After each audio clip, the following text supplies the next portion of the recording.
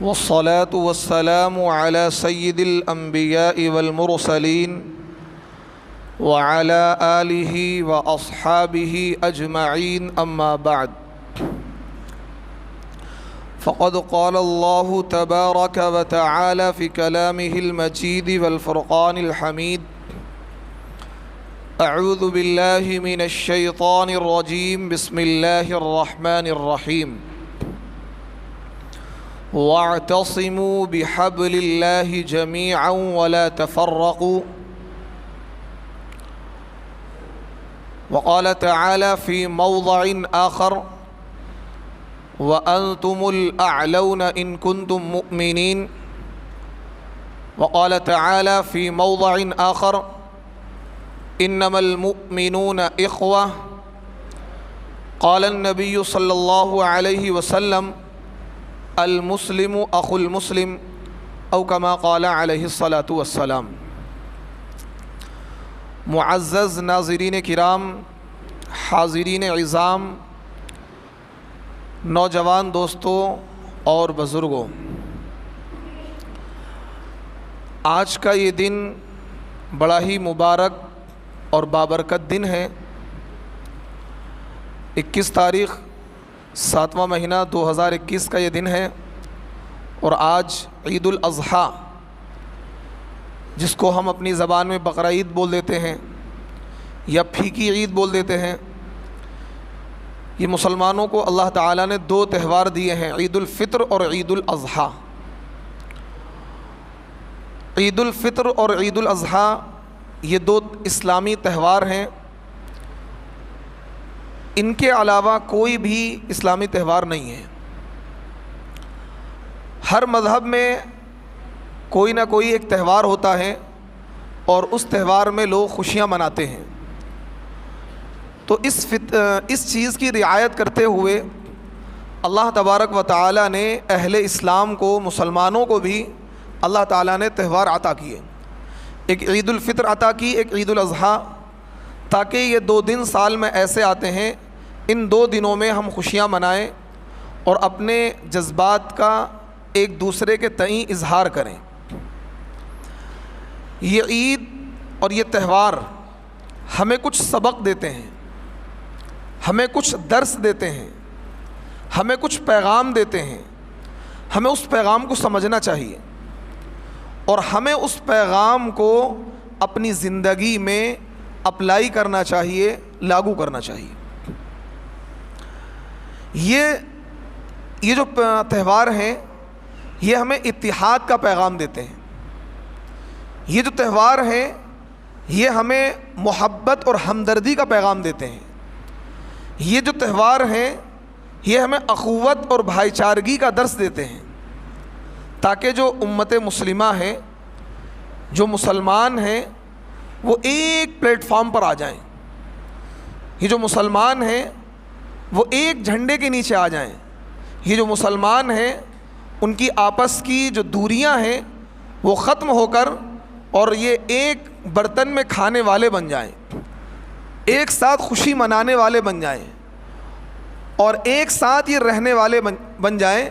یہ ان تہواروں کا مقصد ہوتا ہے، کیونکہ سال بھر میں آپس میں بہت سارے اختلافات، بہت ساری رنجشیں، بہت ساری ناچاقیاں، بہت ساری لڑائیاں ہو جاتی ہیں، لیکن جب یہ تہوار آئے تو اس تہوار کے موقع پر ہم اپنی آپس کی رنجشوں کو ختم کر کے، آپس کے اختلافات کو ختم کر کے، آپس کی لڑائیوں کو ختم کر کے ہم ایک دوسرے سے کیا ہیں، پیار، محبت، شفقت، ہمدردی اور کیا ہے، اخوت و بھائی چارگی کے ساتھ ملیں، تاکہ امتیں جو اللہ کے نبی صلی اللہ علیہ وسلم نے اس امت کو امت وحدت کا درس دیا ہے کہ یہ امت ایک امت ہے، اس کے علاوہ جتنے بھی لوگ ہیں وہ ایک امت ہیں۔ اسی وجہ سے نبی علیہ الصلوۃ والسلام نے ارشاد فرمایا الکفر ملت واحدہ، پورا کفر، پوری دنیا کفر، یعنی نان مسلمس وہ تمام کے تمام ایک ہی مذہب کے لوگ ہیں، ایک ہی ملت کے لوگ ہیں، ایک ہی کیٹیگری کے لوگ ہیں، اور پوری امت مسلمہ، یہ پوری جو امت مسلمہ ہے اور یہ تمام جو مسلمان ہیں یہ سب کے سب ایک ہیں، سب کے سب آپس میں بھائی ہیں۔ اور دیکھیے نبی علیہ الصلوۃ والسلام نے حدیث پاک میں ہمیں یہ درس دیا، حدیث پاک میں یہ پیغام دیا، انما المسلم اخو المسلم، کہ مسلمان مسلمان کا بھائی ہے۔ اس سے زیادہ عمدہ تشبیہ اور اس سے زیادہ بہترین اتحاد کا، اتفاق کا، محبت کا، اخوت کا، بھائی چارگی کا درس کیا نہیں دیا جا سکتا۔ اور قرآن پاک میں بھی اللہ رب العزت نے ارشاد فرمایا انما المؤمنون اخوہ، کہ تمام کے تمام مسلمان وہ آپس میں بھائی ہیں۔ دیکھیے قرآن نے کیا تشبیہ پیش کری ہے کہ آپس میں بھائی ہیں۔ کیا مطلب؟ جس طریقے سے ہمارا جو بھائی ہوتا ہے ہم اس کے ساتھ کیا کرتے ہیں؟ ہمدردی کرتے ہیں، اس کے ساتھ محبت کا اظہار کرتے ہیں، اس کے ساتھ ہماری دلی وابستگی ہوتی ہے، ہم اس کے ساتھ شفقت سے پیش آتے ہیں، ہم اس کے ساتھ محبت کے ساتھ پیش آتے ہیں، ہم اس کی کمیوں کوتاہیوں کو نظر انداز کر کے اس کے ساتھ کیا ہے پھر بھی محبت کا، اخوت کا، بھائی چارگی کا اس کے ساتھ معاملہ کرتے ہیں۔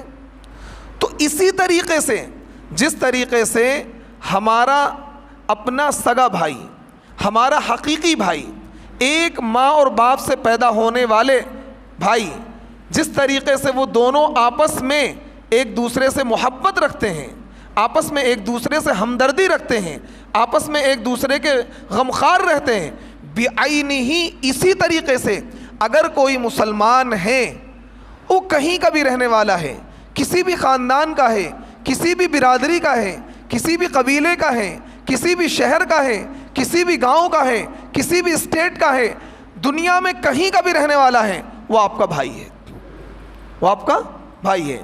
تو اللہ کے نبی صلی اللہ علیہ وسلم کی اس حدیث کا مفہوم کیا ہوا؟ المسلم اخو المسلم، کہ مسلمان مسلمان کا بھائی ہے۔ اس حدیث کی تشریح کرتے ہوئے محدثین یہ لکھتے ہیں کہ جس طریقے سے تم اپنے سگے بھائی سے محبت کرتے ہو، جس طریقے سے تم اپنے حقیقی بھائی سے محبت کرتے ہو، اسی طریقے سے ایک مسلمان جو ہے وہ چاہے کسی بھی جگہ کا رہنے والا ہو، کسی بھی ملک کا رہنے والا ہو، کسی بھی خاندان کا ہو، کسی بھی برادری کا ہو، کسی بھی قبیلے کا ہو، وہ ہماری ہمدردی کا مستحق ہے۔ لیکن آج افسوس، صد افسوس، آج امت مسلمہ فرقوں میں بٹ گئی، امت مسلمہ علاقوں میں بٹ گئی، آج امت مسلمہ برادریوں میں بٹ گئی، آج امت مسلمہ زبان کی بنیاد پر تقسیم ہو گئی، آج امت مسلمہ علاقے کی بنیاد پر تقسیم ہو گئی، جبکہ نبی علیہ الصلوۃ والسلام نے زبانوں کے فرق کو، علاقے کے فرق کو، خاندان کے فرق کو، برادری کے فرق کو، ان تمام فرق کو مٹا کر اور تمام صحابہ کو، تمام امت کو، تمام مسلمانوں کو ایک پلیٹ فارم پر جمع کیا تھا۔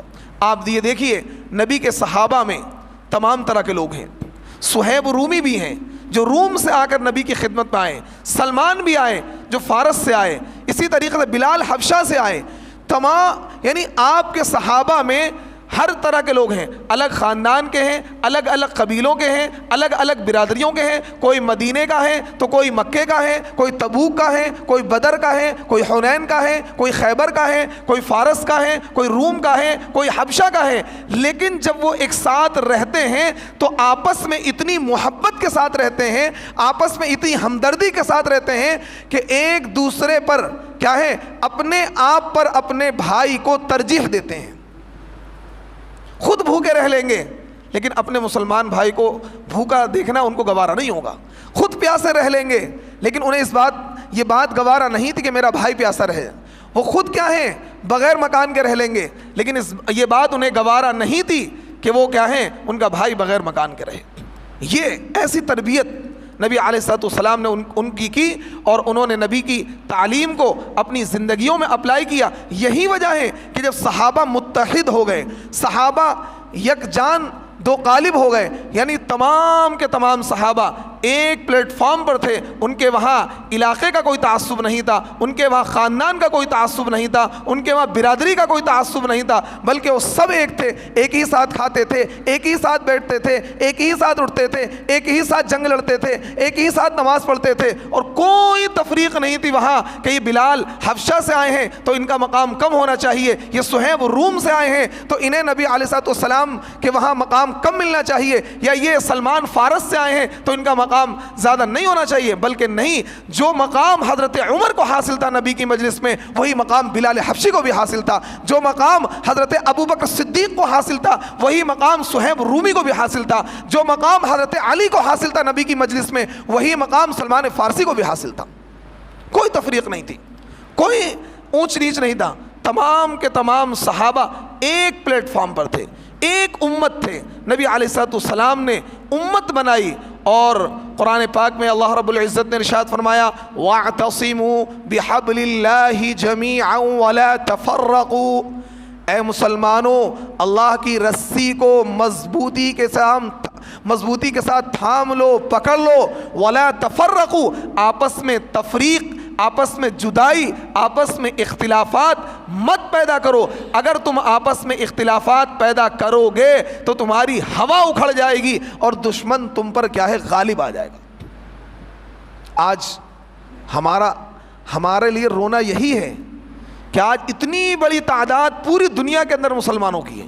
پوری دنیا کے اندر, دنیا کے دوسرے نمبر کی آبادی مسلمانوں کی ہے. سب سے زیادہ دنیا میں عیسائی ہیں, دوسرے نمبر پر مسلمان ہیں.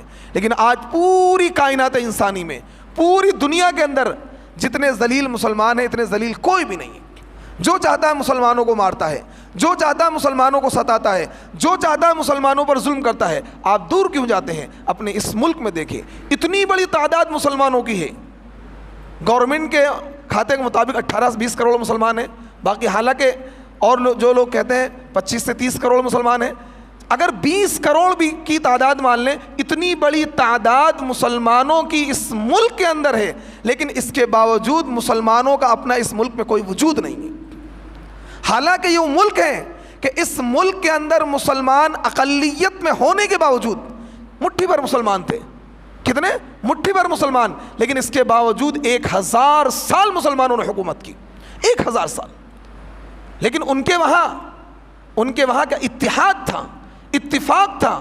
انہوں نے نبی کی سیرت کو, نبی کی تعلیمات کو, قرآن کی تعلیمات کو اپنی زندگیوں میں لاگو کیا تھا. ان کے وہاں تفریقیں نہیں تھیں, ان کے وہاں علاقائی تعصب نہیں تھا, ان کے وہاں خاندان کا تعصب نہیں تھا, ان کے وہاں برادری کا تعصب نہیں تھا, ان کے وہاں مسلکی اختلافات نہیں تھے. آج ہمارے وہاں اتنے فرقے, اتنی برادریاں, اتنے خاندان, اتنے قبیلے اور اتنی تفریق ہو چکی مسلمانوں میں کہ ایک دوسرے کو کوئی پوچھنے والا ہی نہیں ہے. اسی دکھتی ہوئی رگ پر علامہ اقبال رحمۃ اللہ علیہ نے بڑا عمدہ اور بڑا قیمتی شعر کہا, یوں تو سید بھی ہو, مرزا بھی ہو, افغان بھی ہو. یوں تو سید بھی ہو, مرزا بھی ہو, افغان بھی ہو, تم سبھی کچھ ہو, ذرا یہ تو بتاؤ مسلمان بھی ہو. تم سبھی کچھ ہو, ذرا یہ تو بتاؤ مسلمان بھی ہو. آج مسلمانوں کا حال یہ ہے کہ مسلمان مسلکوں میں دیوبندی, بریلوی, جماعت اسلامی, تبلیغی, آج مسلمان برادریوں میں سید, مرزا, مغل, پٹھان, انصاری, ان میں بٹے ہوئے ہیں. آج مسلمان علاقوں میں بٹے ہوئے ہیں, بہار, بنگال, یو پی اور ان جگہوں میں بٹے ہوئے ہیں. جبکہ نبی علیہ السلام نے مسلمانوں کو اتحاد کا درس دیا ہے, مسلمانوں کو پیغام دیا ہے کہ تمہارا نبی ایک ہے, تمہارا قبلہ ایک ہے, تمہارا کعبہ ایک ہے, تمہاری مسجدیں ایک ہیں, تمہارا نماز پڑھنے کا طریقہ ایک ہے, تمہارا اللہ ایک ہے, تمہارا دستور ایک ہے, تمہارا منشور ایک ہے, تمہیں اللہ کی بارگاہ میں ایک ساتھ کھڑا ہونا ہے, تمہارے دفنانے کا طریقہ ایک ہے, تمہارے دنیا میں آنے اور جانے کا طریقہ ایک ہے. ساری چیزیں ہماری ایک ہیں, لیکن ہمارے مزاج ایک نہیں ہیں. ہمارے آپس میں ہمارے درمیان اختلافات ہیں, ہمارے درمیان لڑائیاں ہیں. ہمارے درمیان علاقوں کا تعصب ہے، ہمارے درمیان زبانوں کا تعصب ہے، یہ فلاں علاقے کا رہنے والا ہے، یہ فلاں جگہ کا رہنے والا ہے، یہ فلاں خاندان کا ہے، یہ فلاں برادری کا ہے۔ میرے دوستو، اپنے درمیان مسلک کی بنیاد پر، علاقے کی بنیاد پر، برادری کی بنیاد پر، خاندان کی بنیاد پر کیا ہے، تفریق نہ کریں، جدائی نہ کریں، بلکہ تمام کے تمام مسلمان ایک ہی جسم کے مانند ہیں۔ جس طریقے سے نبی علیہ الصلوۃ والسلام نے ہمیں ایک جسم کے مانند قرار دیا ہے، اور نبی علیہ الصلوۃ والسلام نے اتنی قیمتی، اتنی عمدہ مثال بیان کی ہے کہ اگر کسی مسلمان کو کانٹا بھی چبھ جائے، اگر کسی مسلمان کو کیا چبھ جائے، کانٹا چبھ جائے، اور یہ نہیں کہا کہ وہ مسلمان آپ کے ہندوستان کا ہو، یہ نہیں کہا وہ مسلمان آپ کی دلی کا ہو، یہ نہیں کہا وہ مسلمان آپ کے خاندان کا، آپ کی برادری کا، آپ کے قبیلے کا، آپ کے علاقے کا، آپ کے گاؤں کا، آپ کے اسٹیٹ کا رہنے والا ہو، بلکہ اللہ کے نبی نے ارشاد فرمایا اگر کسی مسلمان کو کانٹا چبھ جائے، اور ظاہر سی بات ہے کانٹے کے چبھنے کی تھوڑی سی تکلیف ہوتی ہے، اور اس تکلیف کو آپ محسوس نہ کریں، آپ کے دل میں چبھن نہ ہو کہ یار میرے مسلمان بھائی کو تکلیف پہنچی ہے، میرے مسلمان بھائی کو کانٹا چبھ گیا ہے، میرے مسلمان بھائی کو تکلیف پہنچی ہے، اگر اس تکلیف کو آپ اپنے دل میں محسوس نہ کریں تو میرے نبی نے ارشاد فرمایا تو سمجھ لینا آپ کا ایمان مکمل نہیں ہے، آپ کا ایمان ناقص ہے، آپ کا ایمان کامل نہیں ہے۔ دیکھیے نبی کیا ارشاد فرما رہے ہیں، نبی نے کیا تعلیم دی ہمیں کہ اگر کسی بھی مسلمان کو کیا ہے، مشرق سے لے کر مغرب تک، شمال سے لے کر جنوب تک، پوری دنیا کے اندر کسی بھی مسلمان کو کوئی تکلیف پہنچے اور اس تکلیف کا احساس، اس کی چوٹ آپ کے دل پر نہ لگے، اور آپ کے دل میں کیا ہے، درد نہ پیدا ہو، آپ کے دل میں چبھن نہ پیدا ہو، آپ کے دل میں احساس نہ پیدا ہو، تو سمجھ لینا آپ نمازی تو ہو سکتے ہیں لیکن آپ کامل ایمان والے نہیں ہو سکتے۔ جب تک آپ کے دل میں آپ کے مسلمان بھائی کا درد نہ ہو، آپ کے دل میں اپنے مسلمان کی طرف سے ہمدردی نہ ہو، آپ کے دل میں آپ کے مسلمان بھائی کی طرف سے شفقت نہ ہو، اس وقت تک آپ کیا ہیں، مسلمان کہلانے کے لائق نہیں ہیں، اس وقت تک کیا ہیں، آپ کامل ایمان والے کہلانے کے لائق نہیں ہیں۔ آج مسلمانوں کو کیا ہو گیا ہے، مسلمانوں نے آپس میں تفریق پیدا کر رکھی ہے، آپس میں جدائیاں پیدا کر رکھی ہیں، آپس میں دوریاں پیدا کر رکھی ہیں۔ تو خدا را اللہ کے واسطے اگر آپ یہ چاہتے ہیں کامیابی آپ کے قدم چومیں، اگر آپ یہ چاہتے ہیں کامیابی آپ کا مقدر بن جائے، اگر آپ یہ چاہتے ہیں کہ دشمن آپ کو نقصان نہ پہنچائے، اگر آپ یہ چاہتے ہیں کہ دشمن کے مقابلے پر آپ سینہ سپر ہو جائیں، آپ یہ چاہتے ہیں کہ دشمن کے مقابلے پہ آپ مضبوط ہو جائیں، تو خدا را اللہ کے واسطے اپنے درمیان سے تعصبات کو ختم کیجئے۔ وہ تعصب کئی طرح کا ہو سکتا ہے، مسلک کا تعصب بھی ہو سکتا ہے، علاقے کا بھی ہو سکتا ہے، برادری کا بھی ہو سکتا ہے، خاندان کا بھی ہو سکتا ہے۔ آپ صرف یہ دیکھیں کہ یہ ہمارا مسلمان بھائی ہے یا نہیں ہے، یہ کلمے کا شریک ہے یا نہیں ہے، یہ میرے نبی کو مانتا ہے نہیں مانتا ہے، یہ قرآن کو مانتا ہے نہیں مانتا ہے۔ اگر وہ مسلمان ہے تو وہ آپ کا سگا بھائی ہے، اگر وہ مسلمان ہے تو وہ آپ کا حقیقی بھائی ہے، اگر وہ مسلمان ہے تو وہ آپ کی ہمدردی کا مستحق ہے، اگر وہ مسلمان ہے تو آپ کی شفقت کا، آپ کے پیار کا مستحق ہے، آپ کی نفرت کا مستحق نہیں ہے۔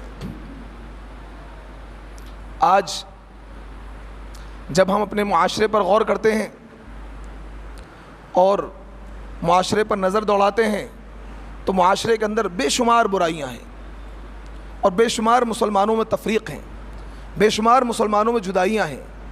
ان جدائیوں کو ختم کرنے کے لیے ہمیں کیا ہے، نوجوان طبقے کو آگے آنا ہوگا، ہمیں سوچنا ہوگا کہ مسلمانوں کے درمیان جو آپس کی دوریاں ہیں کیسے ختم ہو، آپس کے جو اختلافات ہیں کیسے ختم ہو۔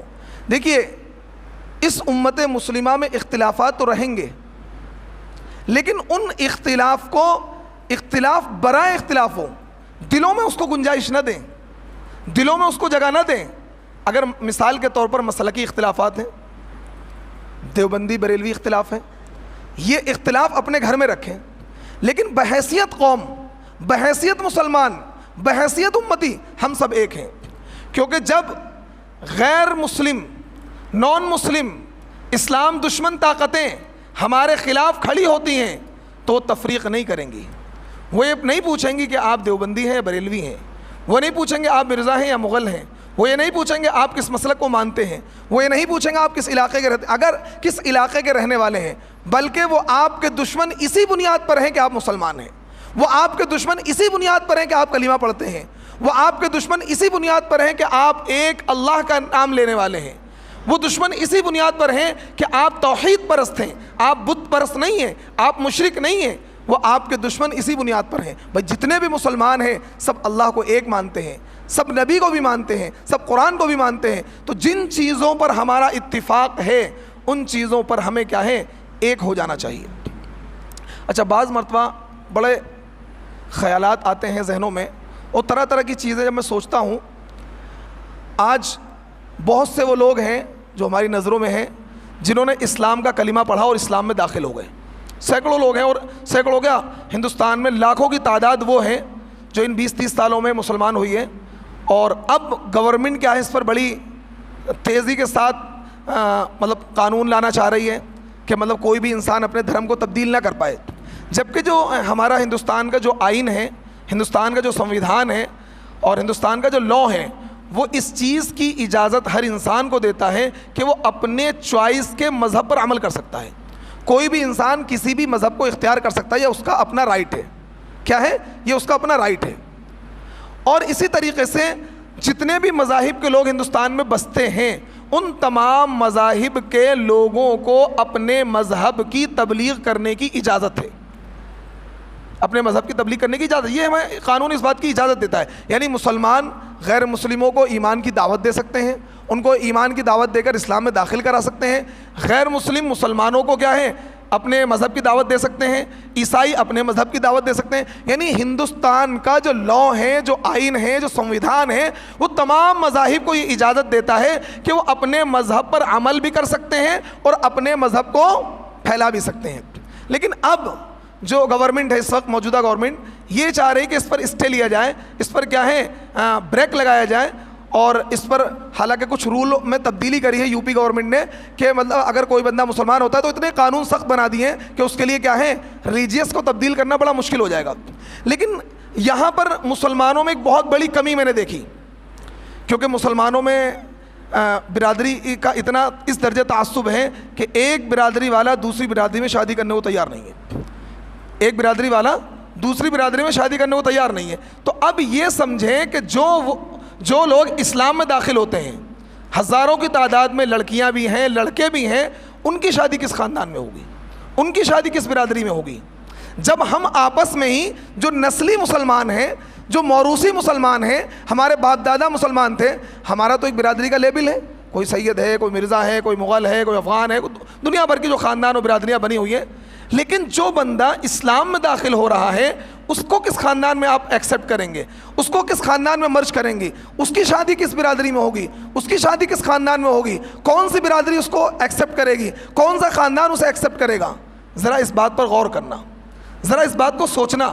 تو گویا کہ ہم نے اسلام میں داخل ہونے کے دروازے خود بند کر دیے۔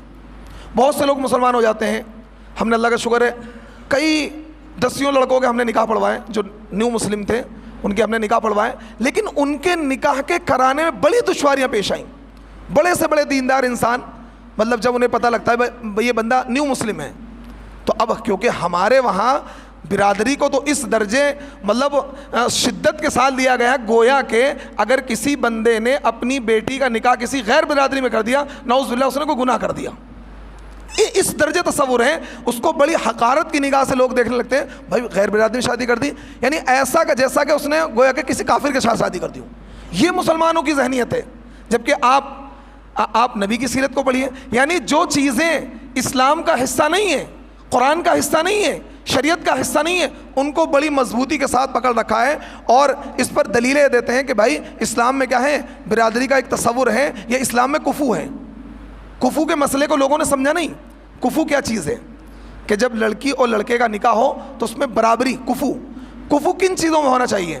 دیکھیے کفو یعنی لڑکی اور لڑکے کا خاندان ایک جیسا ہو، لیکن یہ بات کوئی لازم درجے کی چیز نہیں ہے، یہ بات کوئی لازم درجے کی چیز نہیں ہے، یہ ایک بہتر اور افضل والا معاملہ ہے۔ جیسا کہ اب قربانی کے ایام چل رہے ہیں، ان قربانی کے ایام میں جو بندہ قربانی کروا رہا ہو، جس پر قربانی فرض ہے اور قربانی کروا بھی رہا ہے، تو اس بندے کے لیے افضل ہے، مستحب ہے کہ قربانی کے جانور کے قربان ہونے سے پہلے کیا ہے، مونچھوں کے بال نہ کتروائیں، سر کے بال نہ کٹوائیں، لیکن صرف یہ مستحب ہے، سنت بھی نہیں ہے.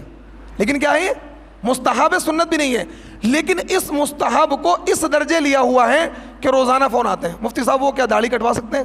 میں نے کہا اللہ کے بندے داڑھی کٹوانا تو حرام ہے، داڑھی کٹوانا تو حرام ہے، پورے سال تو انہیں مسئلہ کیوں نہیں معلوم کیا؟ اب جب کہ کیا ہے داڑھی نہ کٹوانا، مونچھیں نہ کٹوانا مستحب ہے، کیا ہے؟ اور جب کیا ہے داڑھی نہ کٹوانا لازم ہے، داڑھی رکھنا واجب ہے، اور داڑھی کا کٹوانا حرام ہے. پورے سال مسئلہ معلوم نہیں کیا، پورے سال کیا چھلواتا رہا اور نالیوں میں بہاتا رہا. جب اس نے مسئلہ معلوم نہیں کیا، اب صرف ایک مستحب درجے کی چیز ہے، مستحب، اور وہ بھی ہر بندے کے لیے نہیں ہے، اس بندے کے لیے ہے جس پر قربانی فرض ہے اور وہ قربانی کروا بھی رہا ہے کہ ان 10 دنوں میں جب تک اس کا جانور قربان نہ ہو جائے اس وقت تک کیا ہے وہ جسم کے جو زائد بال ہیں ان پر جسم کیا ہے استرا نہ لگوائے، قینچی نہ لگوائے. لیکن اگر ناخن ہمارے بڑے ہیں تو ہمیں کٹوانے پڑیں گے، اگر مونچھیں ہماری بڑی ہو رہی ہیں تو ہمیں کٹوانی پڑیں گی، کیونکہ ایک طرف مستحب ہے، ایک طرف مونچھیں بڑی ہوں گی تو گلاس کیا ہے پانی میں لگیں گی، وہ کیا ہے وہ بدتمیزی ہے. اور ناخن ہمارے بڑے ہوں گے تو اس سے گندگی پھیلے گی، تو ہمیں ناخن کٹوانے چاہیے. یا جو گندگی کے زیر ناف کے بال ہیں وہ کیا 40 دن سے اوپر ہو رہے ہیں، تو پھر کیا ہے اب ہمارے لیے لازم ہے کہ ہم گندگی کے بال بنائیں، نہ کہ اس مستحب پر عمل کریں. تو لوگوں نے ہندوستان میں لوگوں نے شریعت کے مزاج کو ہی نہیں سمجھا.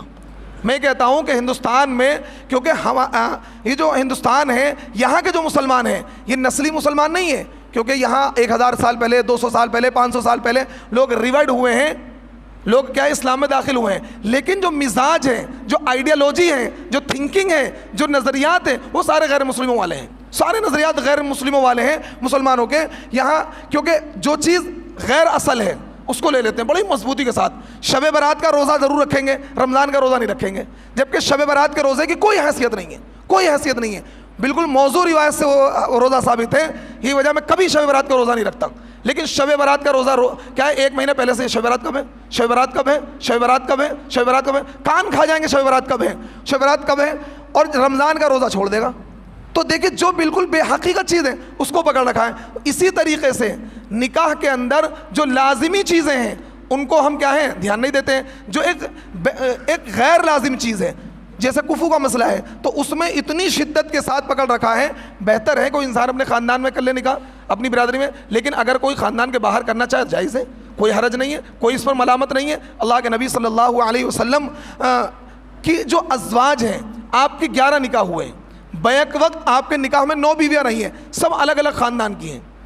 حضرت عائشہ صدیقہ رضی اللہ تعالیٰ عنہ خاندان قریش میں سے ہیں، حضرت حفصہ دوسرے خاندان سے، حضرت زینب بنت جہش دوسرے خاندان سے، اور 2 بیویاں آپ کی جو ہیں نیو مسلم ہیں، جو اسلام میں داخل ہوئی ہیں، جو پہلے کیا ہے یہودی تھی، بعد میں اسلام میں داخل ہوئیں. اس طریقے سے پہلے عیسائی تھیں، بعد میں اسلام میں داخل ہو گئیں. تو نبی علیہ الصلوۃ والسلام نے یہ ساری چیزیں کلیئر کر دی ہیں کہ دیکھو ایک مسلمان وہ کہیں کا بھی ہو وہ آپ کا بھائی ہے. یہ خاندان کو لے کر، علاقے کو لے کر اس درجے دوریاں، اس درجے مطلب تفریق، اس سے کیا ہے مسلمانوں کو بہت بڑا نقصان ہے. جب ہم آپس میں اس درجے شدت برتیں گے کہ آپس میں ہی ایک دوسرے خاندان میں نکاح نہیں کر سکتے، ایک دوسری برادری میں نکاح نہیں کر سکتے، تو آپ یہ بتائیے جو نیو مسلم ہیں، جو اسلام میں داخل ہوتے ہیں، ان کے لیے کون سا خانہ آپ نے تیار کر رکھا مجھے بتائیں، ان کے لیے کون سی برادری چوائس کر رکھی بتائیں. تو اس لیے ہم نے اسلام میں داخل ہونے کے دروازے خود بند کر دیے ہیں. خاندان کا جو معاملہ تھا، برادری کا معاملہ تھا، ایک بہتری کا معاملہ تھا کہ بھئی چلو ایک برادری میں شادی ہوگی، کل کو کوئی دقت آئے گی تو اس کو شارٹ آؤٹ کر لیا جائے گا. لیکن اس کا یہ مطلب نہیں تھا کہ اگر کوئی بندہ کرنا چاہے یا کسی بندے نے کر دی ہے تو اس کو کیا ہم ضلالت کی نگاہ سے دیکھیں، اس کو ہم حقارت کی نگاہ سے دیکھیں. بھئی جو سامنے والا بندہ ہے وہ مسلمان ہے، وہ کلمے کا شریک ہے. تو یہ خاندان، یہ برادریاں صرف پہچان ہے، یہ عزت اور ذلت کا معیار نہیں ہے، یہ اونچ نیچ کا معیار نہیں ہے. ان برادریوں کو، خاندانوں کو اونچ نیچ کا معیار نہ بنائے. صرف یہ تعارف ہے، یہ پہچان ہے، اس سے زیادہ کچھ بھی نہیں ہے. اس میں شدت برتنا یہ اپنے آپ میں تفریق پیدا کرنا ہے، اپنے آپ میں جدائی پیدا کرنا ہے، اپنے آپ کو کمزور کرنا ہے. صحابہ کے یہاں، صحابہ کی پوری زندگی اٹھا کر دیکھ لیں، پوری زندگی اٹھا کر دیکھ لیں.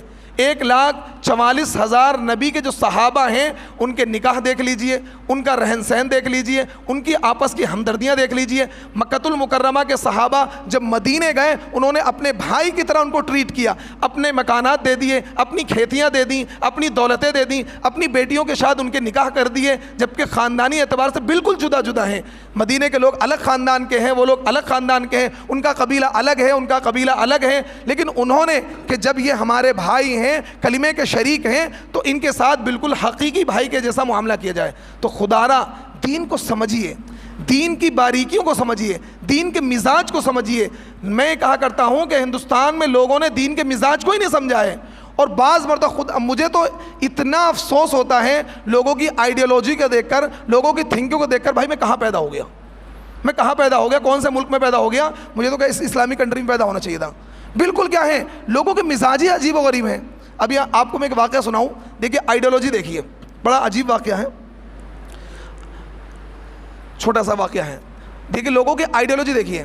ایک میوات میں ایک امام صاحب تھے، تو ان کی بیوی کا انتقال ہو جاتا ہے۔ میوات میں ایک صاحب تھے، ان کی بیوی کا انتقال ہو جاتا ہے۔ امام صاحب کی عمر تقریباً 38 سے 40 سال۔ کتنی عمر ہے؟ 38 سے 40 سال۔ اب انتقال کے بعد میں ظاہر سی بات انسان بغیر نکاح کے تو رہے گا نہیں، بغیر نکاح کے تو رہے گا نہیں، رہنا چاہیے بغیر نکاح کے۔ اللہ کے وہاں بدترین انسان وہ ہے، بدترین انسان وہ ہے جو بغیر نکاح کی حالت میں دنیا سے رخصت ہو۔ حضرت اللہ کے وہاں بدترین مردہ اس کو قرار دیا گیا ہے جو بغیر نکاح کی حالت میں اللہ کے وہاں اللہ سے ملاقات کرے۔ حضرت معاذ ابن جبل رضی اللہ تعالیٰ عنہ کے نکاح میں 3 بیویاں ہیں، طاعون پھیلا ہوا ہے، وبا پھیلی ہوئی ہے، 3 بیویوں کا انتقال ہو گیا، خود بیماری میں ہیں۔ انہوں نے کہا لوگوں میرا نکاح کراؤ، تو انہوں نے کہا اے صحابی رسول آپ بیمار ہیں، 3 بیویوں کا انتقال ہو چکا ہے اس طاعون میں۔ انہوں نے کہا کہ اللہ کے نبی صلی اللہ علیہ وسلم نے ارشاد فرمایا بدترین مردہ وہ ہے جو اس حال میں اللہ سے ملے کہ وہ بغیر نکاح ہو، وہ بغیر نکاح اس کے نکاح میں بیوی نہ ہو۔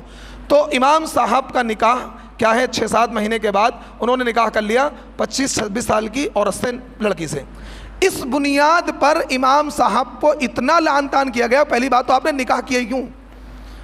کیا ہے محلے کے لوگوں نے لعن طعن کیا، آپ نے نکاح کیوں کیا؟ اب تو کیا بغیر نکاح کی زندگی گزارتے، 38-40 سال عمر ہو گئی۔ اور پھر یہ کیا، اگر آپ کو نکاح کرنا تھا تو آپ نے 25 سال کی لڑکی سے کیوں کیا؟ آپ کو 40 سال کی عمر کی لڑکی سے نکاح کرنا چاہیے تھا۔ بھیا جب نکاح کیا ہے تو دونوں کی رضامندی سے ہوتا ہے نا، پہلے لڑکی اجازت دیتی، جب لڑکا قبول کرتا ہے، جب میاں بیوی راضی تو کیا کرے قاضی؟ یعنی نکاح امام صاحب کا ہوا ہے، اس لڑکی نے ایکسیپٹ کیا ہے، تو لوگوں میں پیٹ میں کیوں درد ہو رہا ہے؟ تو اس بنیاد پر امام صاحب کو امامت سے برطرف کر دیا لوگوں نے۔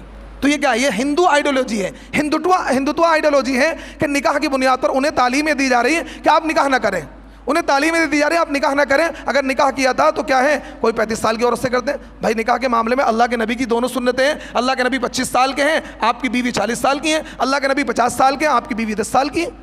آپ کی سیرت میں ساری چیزیں موجود ہیں، صحابہ کی زندگی میں ساری چیزیں موجود ہیں، اللہ کے نبی نے عملی طور پر ساری چیزیں کلیئر کر دی تھی۔ تو کہنے کا مقصد یہ ہے کہ مسلمانوں یہ ذوق بناؤ، اگر کوئی کام خلاف شریعت ہو رہا ہے تو آپ بالکل اس کے خلاف کھڑے ہو جائیں، بالکل کھڑے ہو جائیں، اور یہ آپ کا فرض منصب بھی آپ کھڑے ہوں۔ لیکن اگر کوئی کام دائرہ شریعت کے اندر ہو رہا ہے اور شریعت کے دائرے میں ہو رہا ہے تو آپ اس کو صرف اس بنیاد پر کہ ماحول نہیں ہے، معاشرہ نہیں ہے، اس بنیاد پر اس کام کی مخالفت نہ کریں، یہ اپنا مزاج بنائیں۔ یہ اسلامی مزاج ہے کہ اگر کوئی کام قانون شریعت کے مطابق ہو رہا ہے تو اس کام کو کریں، اور قانون شریعت کے خلاف ہو رہا ہے تو اس کام کی مخالفت کریں۔ اللہ تعالی ہم سب کو اعمال صالحہ کی توفیق عطا فرمائے۔ وآخر دعوانا ان